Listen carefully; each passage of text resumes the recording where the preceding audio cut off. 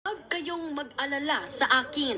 Yan ang mensahe ni Vice President Sara Duterte sa publiko matapos siyang bawasan ang security detail ng PNP.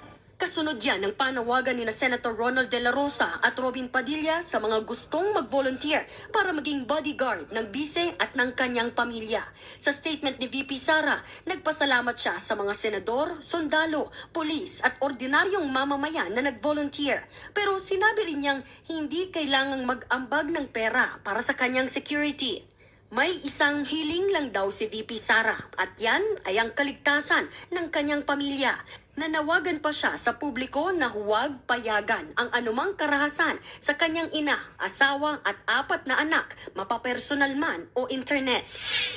Bukod kay VP Sara, binawasan din daw ang security detail ni Senator Bongo na kilalang kaalyado ng mga Duterte. Yun nga eh. Ako po'y natanggalan ng security na mas nauna pa ako sa kanya.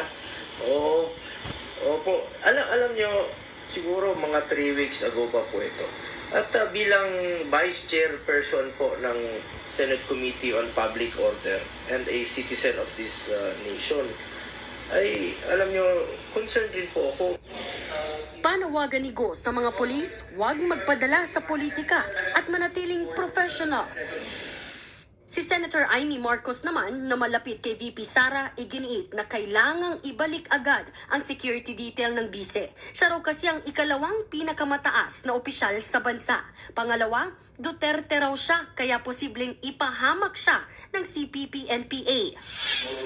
Wala pang bagong tugon si PNP Kapal ng mukha mo, pero Marbil. dati na niyang sinabing ang pagtanggal ng security detail Sinungaling sa ilang opisyal ka. ng gobyerno ay para mapalakas ang persang rumuronda at nagbabantay sa Metro Manila. Yeah. Hindi rin naman daw nila pinabayaan ang seguridad ni VP Sara kahit nag-alis sila ng 75 police personnel.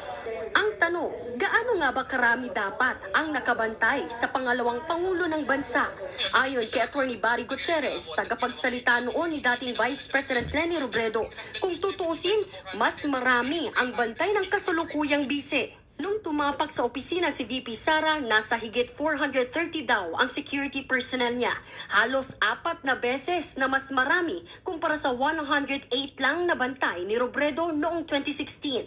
Kahit daw tanggalan ng 75 na bantay si VP Sara, meron pa siyang natitirang higit 350. Kaya hindi ko maintindihan at all bakit ginagawang issue itong Tumahimik ka nga dyan. Dilawan ka rin.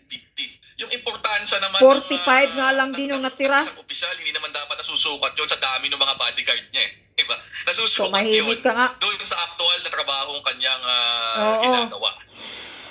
Pero matatandaang noong June 2022, saka palang inactivate ang Vice Presidential Security and Protection Group o VPSPG. Kumbaga, nagkaroon ng hiwalay na unit para sa mga pangalawang pangulo.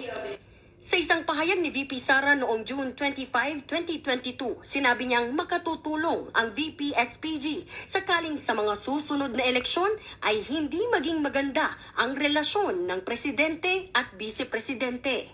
Pero ngayong taon